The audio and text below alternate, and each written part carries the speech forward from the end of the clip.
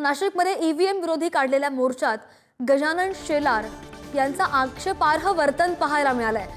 गजानन शेलार शरद पवारांच्या राष्ट्रवादीचे नाशिक जिल्ह्याचे शहराध्यक्ष आहेत। माध्यम प्रतिनिधींना कव्हरेज करताना रोखण्याचा त्यांनी प्रयत्न केल्याचं दिसतंय। शेलार यांनी पराभूत उमेदवारांना सुद्धा प्रतिक्रिया देण्यापासून थांबवल्याचं या दृश्यांमध्ये पाहायला मिळतंय। ईव्हीएम मोर्चामध्ये सुद्धा शेलार यांच्या आक्षेपार्ह वर्तनाची चर्चा जोरदार रंगली आहे। बातमी पाहतोय नाशिकमधून आमचे प्रतिनिधी किरण ताजणे हे त्यांच्याशी बातचीत करताना त्यांनी आक्षेपार्ह वर्तन केल्याचं या दृश्यांमधून दिसतंय। काय म्हणून सहभागी तिला का नाही घेत तुम्ही? अनेक लोक यामध्ये सहभागी झालेले आहात। शरद पवारांच्या राष्ट्रवादीचे हे पदाधिकारी आहेत आणि मोर्चाची वाट लावताय अशा स्वरूपाचा ते आरोप करताय। का वाट लावताय? मुळामध्ये तुम्ही कशाला मध्ये हे घेताय? मुलाच्या प्रतिक्रिया घेतोय। नंतर घ्या ना।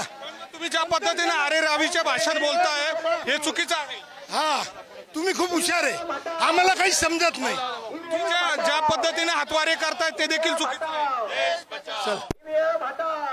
की शरद पवारांच्या राष्ट्रवादीचे हे पदाधिकारी आहेत। आपण बघतोय की माध्यमांकडनं कव्हरेज केलं जात असताना अशा स्वरूपाचं आपण जर बघितलं तर ईव्हीएमच्या विरोधात हा मोर्चा काढण्यात आलेला आहे आणि शरद पवारांच्या राष्ट्रवादीचे जे पदाधिकारी होते त्यांच्याकडनं या ठिकाणी एकूणच या मोर्चाला प्रतिक्रिया घेत असताना देखील अरे रावीची भाषा दिसून आलेली आहे। मोर्चा या ठिकाणी सुरू आहे।